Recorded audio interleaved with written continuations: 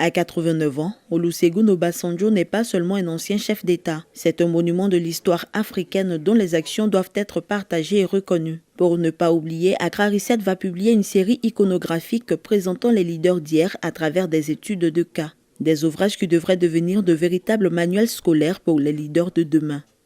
Ce que fait l'Institut Sankor pour les négociateurs mondiaux, dans le cadre de son programme phare Accra Research, c'est de s'attacher à former des négociateurs souverains, à documenter des études de cas parmi nos dirigeants, à comprendre les circonstances dans lesquelles ils ont mené ces négociations, les défis auxquels ils ont été confrontés, les aspects positifs et négatifs, les contraintes qu'ils ont rencontrées, mais aussi les leçons que nous pouvons en tirer et utiliser comme support pédagogique pour les écoles de gouvernance, non seulement sur le continent, mais aussi à travers le monde. L'ancien président nigérian Obasanjo a participé à la création de nombreuses institutions panafricaines pendant ses 2 mandats et bien après. Mais c'est surtout sa vision politique et démocratique qu'il continue encore de partager qui lui confère aujourd'hui d'être reconnu comme une légende africaine de premier plan.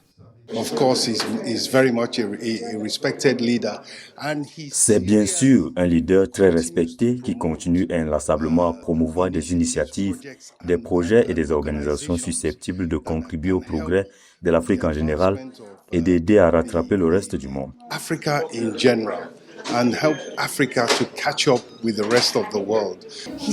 C'est une légende vivante et vous savez, nous sommes très reconnaissants d'être ici.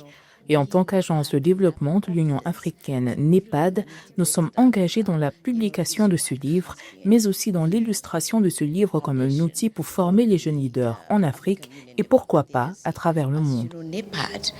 À travers ces actions, une thématique centrale émerge, la diplomatie douce, appelée soft power. Par ses influences internationales, l'ancien président a toujours prôné le dialogue à la force, une méthode qui a permis de résoudre bien de crises majeures. Soft power actually is an indication of leadership. Le soft power est en réalité une indication de leadership. Nous parlons du Fonds mondial, nous parlons de l'AGRA, nous parlons du NEPAD, nous parlons de l'Afrique du Sud et de l'apartheid.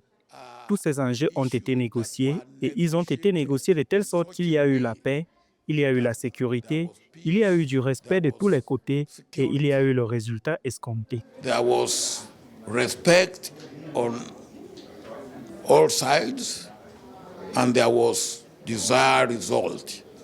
Apprendre d'une légende vivante pour ne pas répéter les erreurs du passé. Avec cet ouvrage, le parcours d'Olusegun Obasanjo devient une source d'inspiration pour que l'Afrique de demain soit, selon ses vœux, une Afrique intégrée, résiliente et surtout en paix.